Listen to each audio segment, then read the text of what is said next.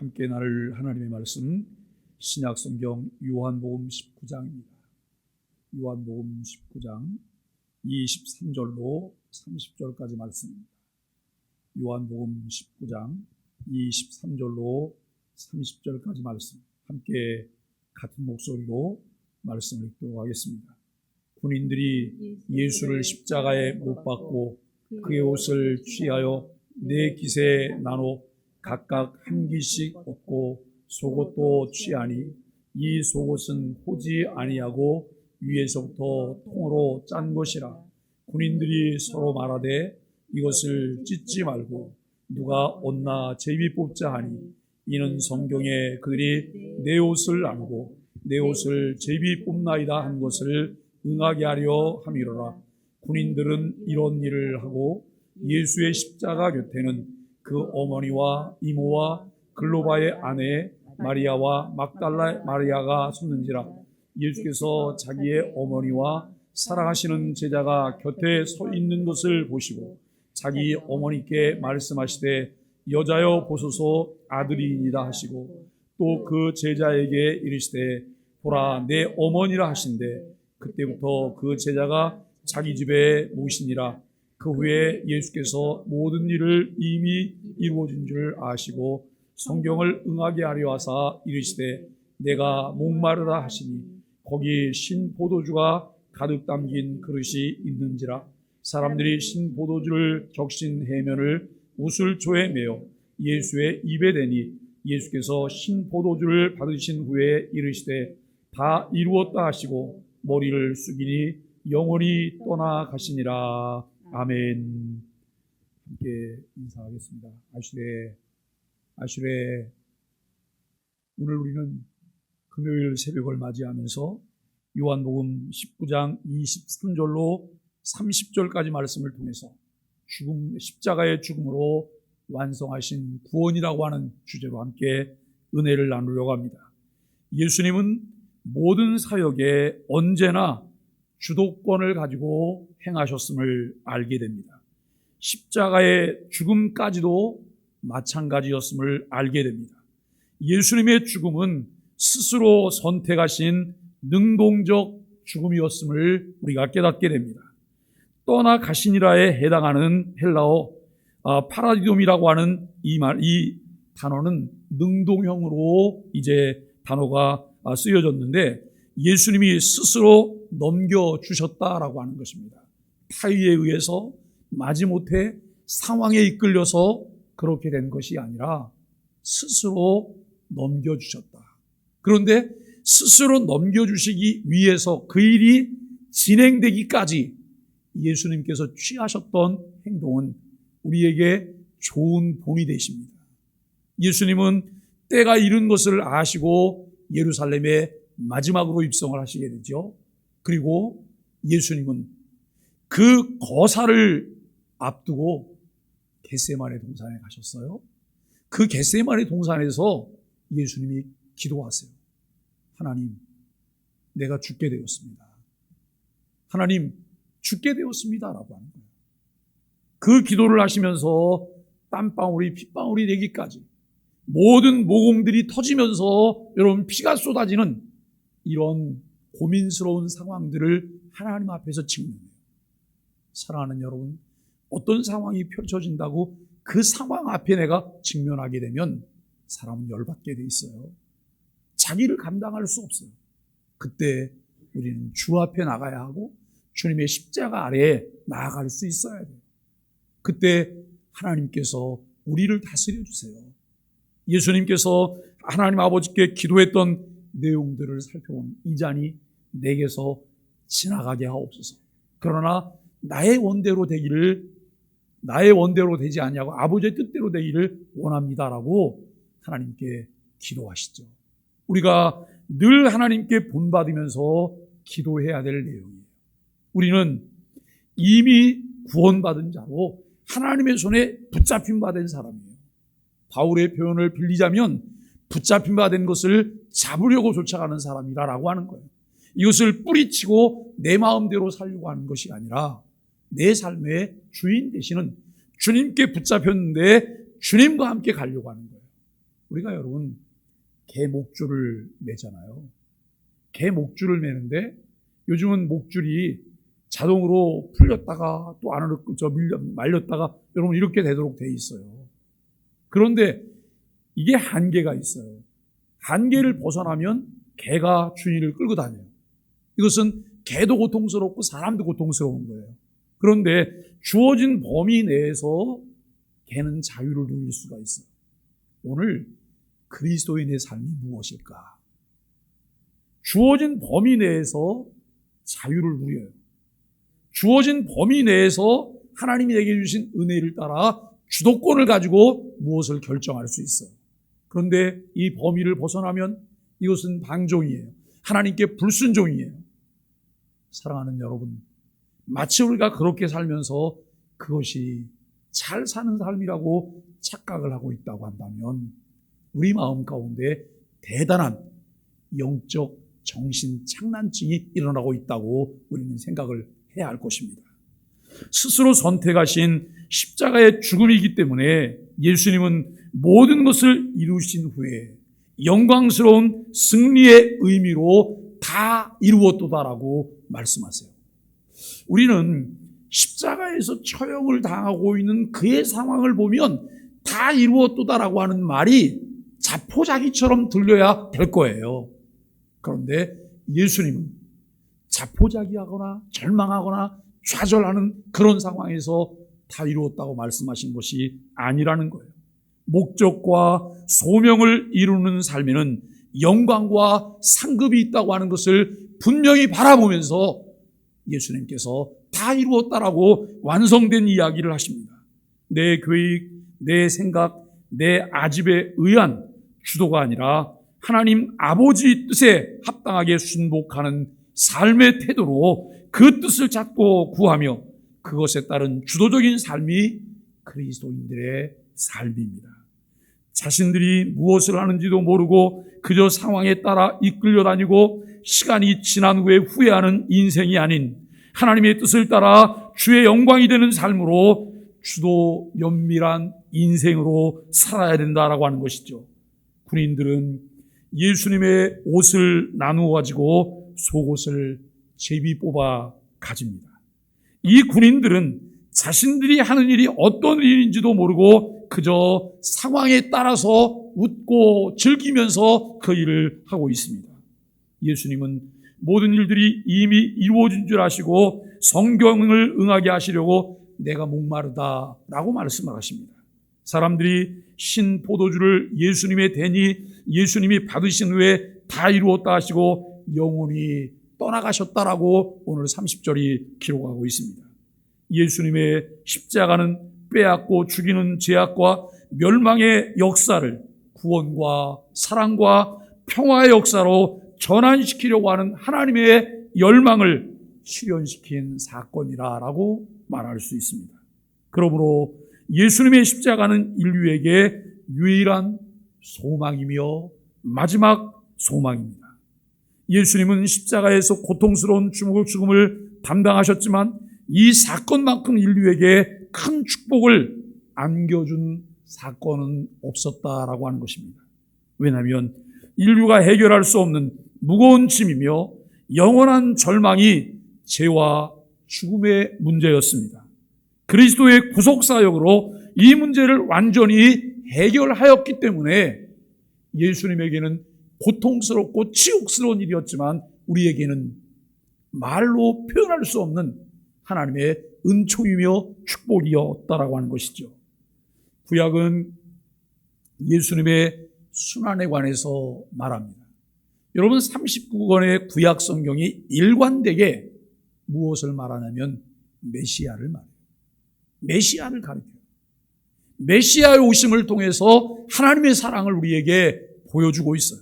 그래서 구약 성경 곳곳에 하나님의 순환에 관한 예고들이 있는 것을 알게 돼요. 특별히 시편 22편에는 이스라엘의 고난에 대한 묘사 위에 하나님의 순환이 오버랩되어 있는 것을 우리가 알게 됩니다. 요한은 시편 22편 5절과 18절이 예수님의 십자가 사건으로 성취되었다고 기록합니다. 오늘 집으로 돌아가시면 시편 22편을 몇 번 좀 읽어보세요.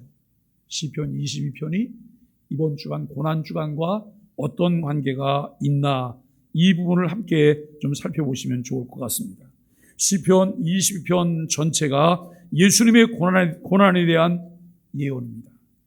이런 의미에서 예수님의 고난은 시편 22편 전체를 성취한 것이고, 예수님은 시편 22편으로 기도하시면서 고난의 삶을 사셨습니다.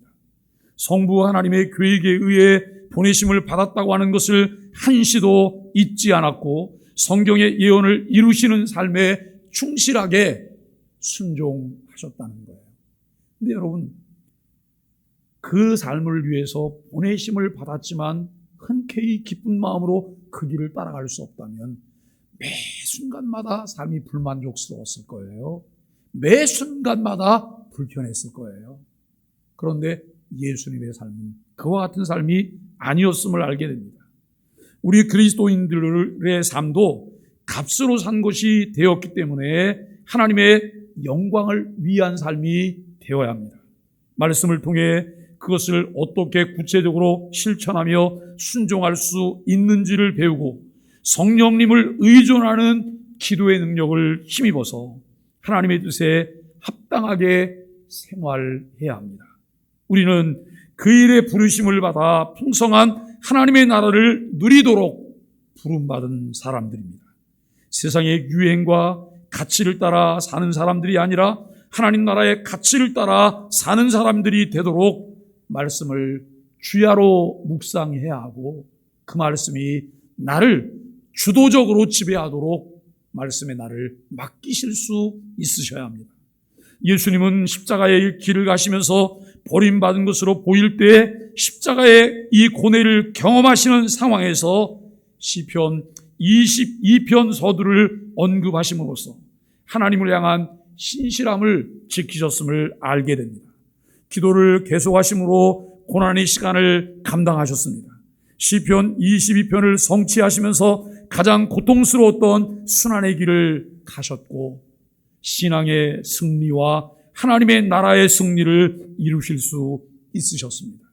예수님은 그의 생애 동안 시편 22편을 통해 기도하셨고 이루셨고, 십자가에서 이제 이 시편으로 하나님께 부르짖으며 십자가의 고난을 담당하고 승리하셨습니다. 그래서 예수님과 함께 십자가에서 죽고 부활하는 은혜의 신비를 우리도 누릴 수 있게 하셨다는 것입니다. 오늘 여기 23절, 24절 말씀에서는 예수님의 옷에 대한 예언과 성취의 내용들을 다루고 있습니다. 로마 군인들은 예수님의 옷을 네 몫으로 나누어 가졌다고 23절은 말씀합니다. 이음새 없이 통으로 짠 속옷을 차지할 사람은 제비를 뽑아서 정했습니다. 당시 사형 집행자들은 제수의 옷을 수고비로 취하는 것이 그 시대의 관습이었습니다. 이런 관습에 따라서 그들이 무심코 제비 뽑기로 속옷의 임자를 정한 이 행동으로 시편 22편 18절이 성취되었음을 24절이 말씀하고 있습니다. 예수님은 자신에게 남은 유일한 옷 한 벌까지 군인들에게 내어주셨고, 궁극적으로 목숨까지 우리를 위해서 내어주셨습니다. 그런데 우리는 여전히 무엇을 먹을까, 무엇을 마실까 걱정하며 살아갑니다. 우리 삶의 모습이 예수님을 닮기를 원합니다.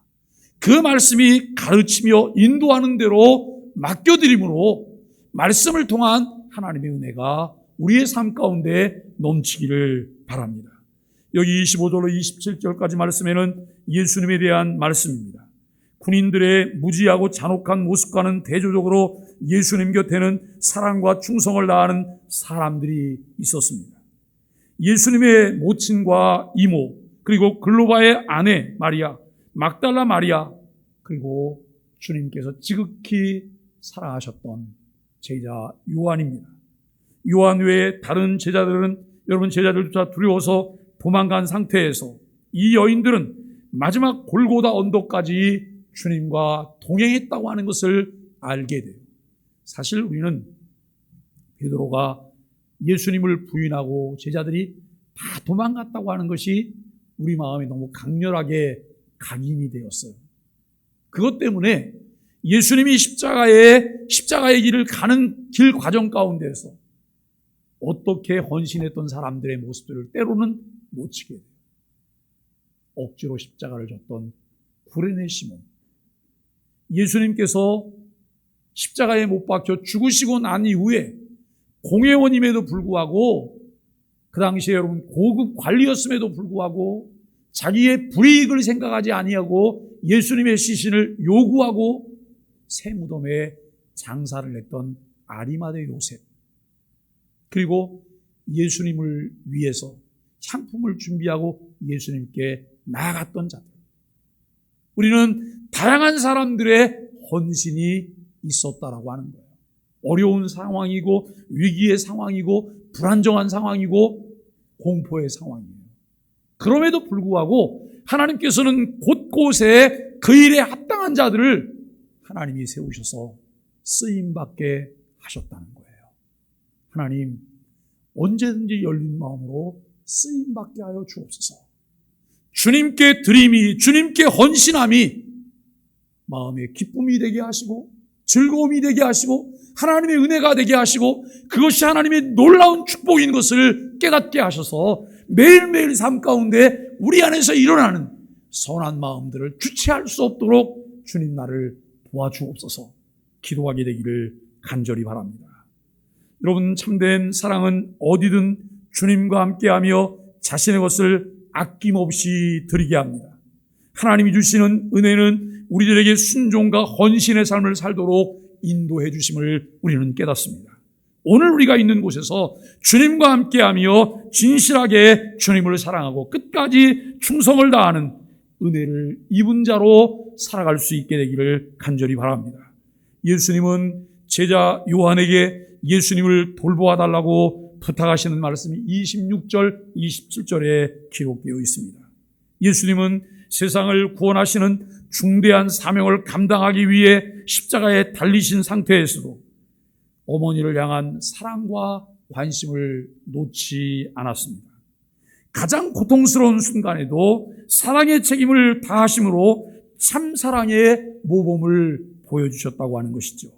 주님을 따르는 성도는 혈연 관계를 뛰어넘어 슬픔에 빠진 이들을 하나님의 가족으로 받아들이고 돌보는 것이 우리에게 필요하다는 것이죠.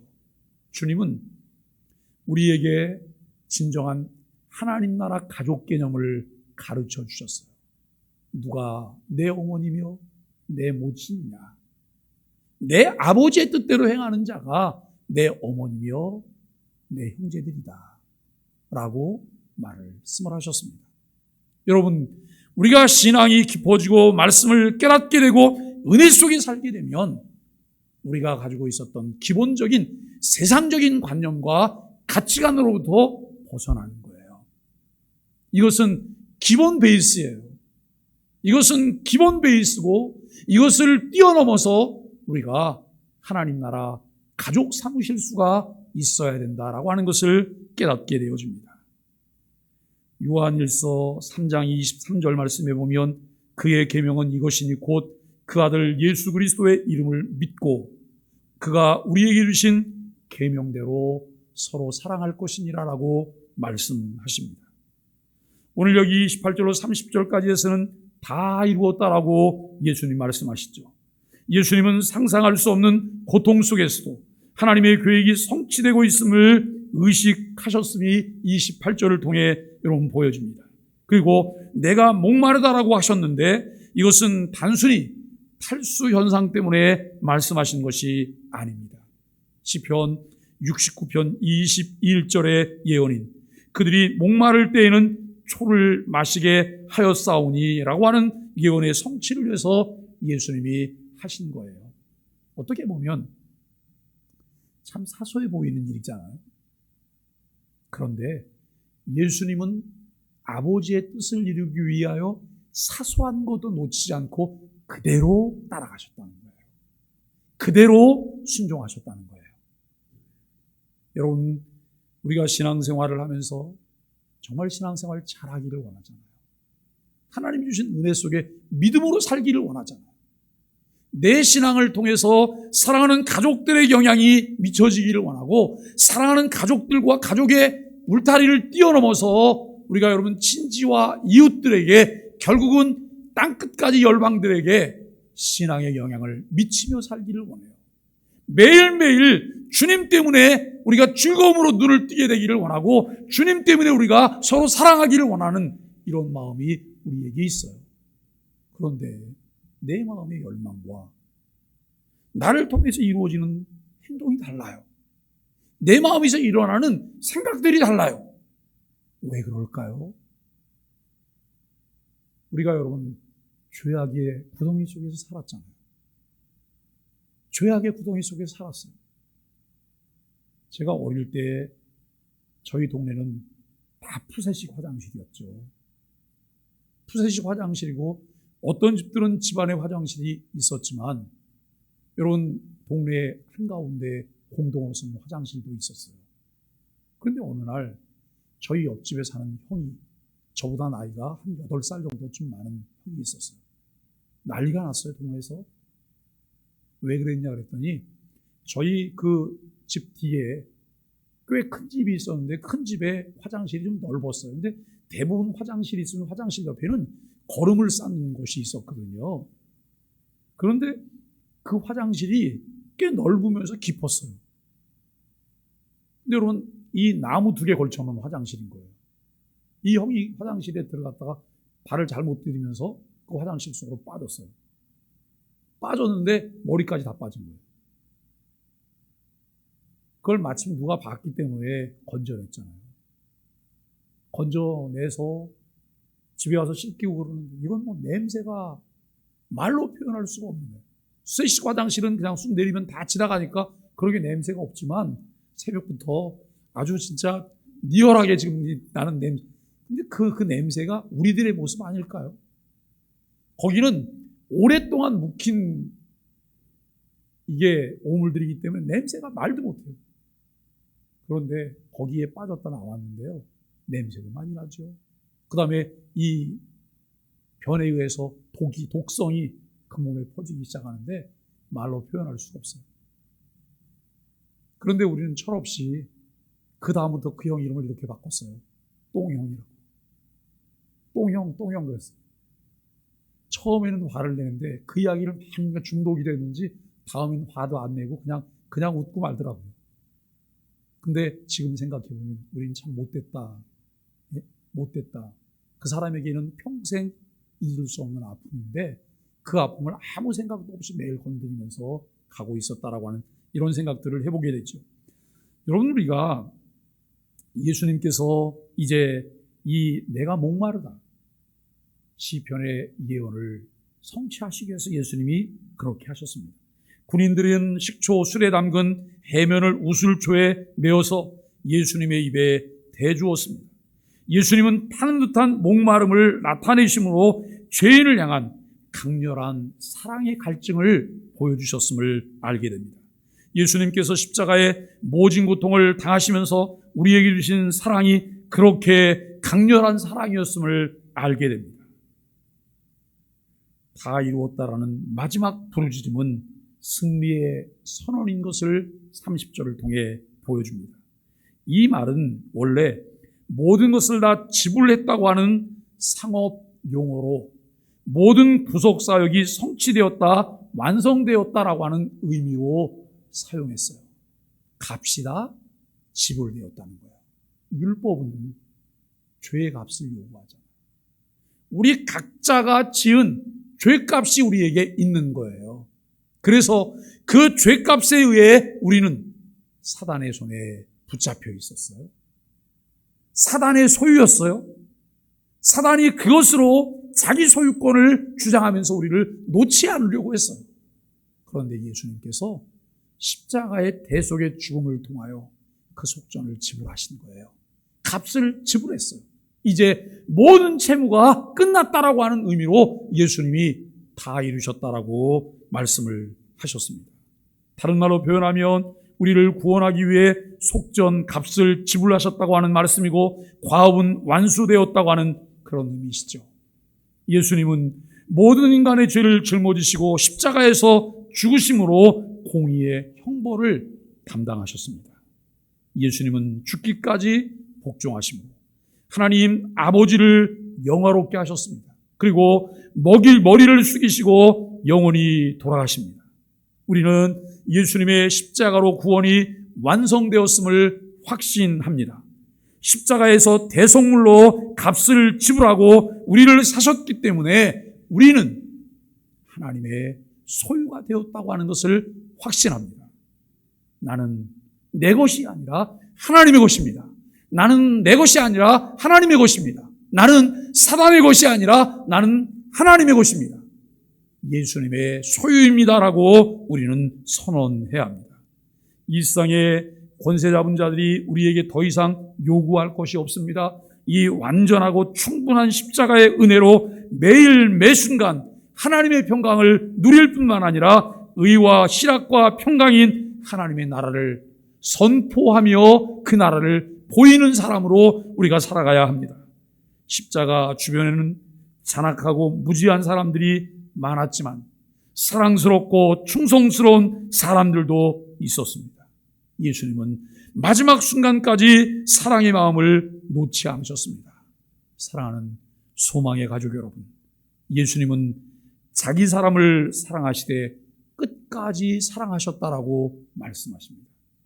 요한복음 13장 1절 말씀에서 여러분 그 말씀을 통하여 예수님이 사랑하시되 예수님은 온 인류를 위해서 이 땅에 오셨지만 결국 예수님의 사랑을 받아들이고 그 사랑을 누릴 수 있는 사람은 예수님께서 자기 사람이라 라고 말씀해요. 여러분, 예수님이 이 땅에 태어나시던 마태복음 1장과 2장의 상황을 한번 생각해 보세요. 아들을 낳으리니 그 이름을 예수라 하라. 이는 그가 누구 백성을요? 자기 백성을 저희 죄에서 구원할 자라라고 말해요. 자기 백성을 저희 죄에서 구원할 자. 하나님이 자기 사람을 사랑하시되 끝까지 사랑하신다. 대중 중에 한 사람이 아니에요. 자기 사람이에요.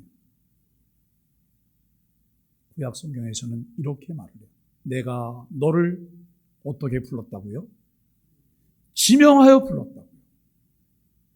주님은, 하나님은 우리를 대중과 함께 뭉뚱거려서 그 안에 한 사람 포함해갖고 누군지도 모르게 부르신 것이 아니에요.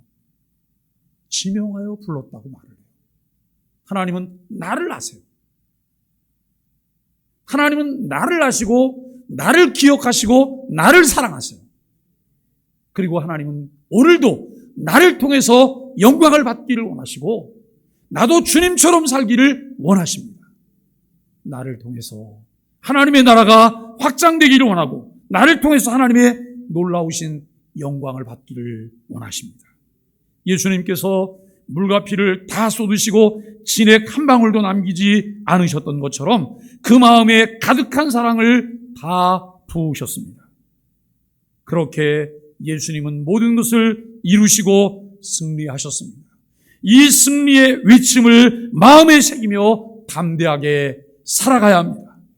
예수님의 그 놀라운 사랑이 우리의 삶의 모든 구석구석까지 미치게 할 뿐만 아니라 우리는 매일 그 사랑을 전해야 합니다. 우리가 여러분 구약성경 레위기를 읽다 보면 레위기에 귀 뚫린 종이 있어요. 우리 여성분들은 결혼을 하시느라고 귀 다 뚫으셨죠? 근데 이 의미가 뭔지는 알고 뚫으셨어요? 너는 영원한 내 거야 라고 하는 의미예요. 너는 영원한 내 거야. 여러분 구약시대에 노예 종으로 살던 사람들이 성실하게 살아요. 근데 어느 날 주인이 이렇게 말을 해요. 예, 종아, 너 이리 좀 와라. 주인님, 왜요? 너 내가 보니까 너무 성실하고 우리 집에서 일을 잘했어. 내가 너무 고마워서 너에게 큰 선물 하나 주려고 해. 무슨 선물인데요? 종이를 하나 꺼내면서 내가 이거를 없애줄게. 이게 노비 문서거든요. 노비 증서를 그 자리에서 다 찢어요. 그래서 오늘부터 너는 자유야. 이제 여기 매이지 말고 내가 원하는 대로 하고 싶은 대로 잘 살도록 해. 그랬더니 노비가 막 펑펑 우는 거예요. 주인님 왜 그러세요? 왜 저를 버리세요? 저는 주인님과 함께 있는 게 너무 좋은데 주인님 왜 저를 버리세요? 그러면서 뭐라고 말하냐면 나는 평생 주인님과 함께 살 거예요. 주인님과 나는 평생 함께 살 거예요. 그때 이 주인이 그것을 재차 확인하고 문설주에다가 귀를 대고 귀를 뚫어요. 이것은 영원한 종이라고 하는 그런 표현이에요. 영원한 종인데 자유가 없는 종이 아니에요. 모든 자유를 누릴 수 있는 자유로운 종이라는 거예요. 헌신을 표현하는 거죠. 여러분, 이 귀는 누구의 소유를 인정하면서 뚫으신 거예요? 아무 생각 없이 뚫으신 거예요? 그저 멋이라고 하는 주인에게 나를 바치기 위해서 여러분 귀를 뚫으셨나요? 그래서 멋이라고 하는 주인에게 이 귀를 뚫고 어느 날 우리는 여러분 그 멋을 부리기 위해서 전철 손잡이도 여기다 매달잖아요. 그죠? 온갖 것을 매달고 다니세요. 정말 우리가 하나님의 은혜를 깨닫고 이제는 내가 하나님의 소유된 백성이에요. 나는 주님의 것이에요. 영원한 주님의 종이에요. 기쁨으로 그렇게 고백할 수 있게 되기를 바랍니다. 이번 고난주간을 보내면서 우리는 요한복음을 통해서 나타난 십자가의 사랑들을 함께 살펴보았고, 여러분 이번 주간을 통해서 우리는 주님께서 걸어가셨던 주와 함께 걷는 십자가의 길을 걷고 있습니다. 우리가 참 세상 끝날까지 함께 해주시겠다고 하는 약속의 말씀을 붙들고 늘 주께서 주신 사명을 죽도록 충성하며 걸어갈 수 있는 복된 사람들이 되기를 주님의 이름 간절히 축복합니다.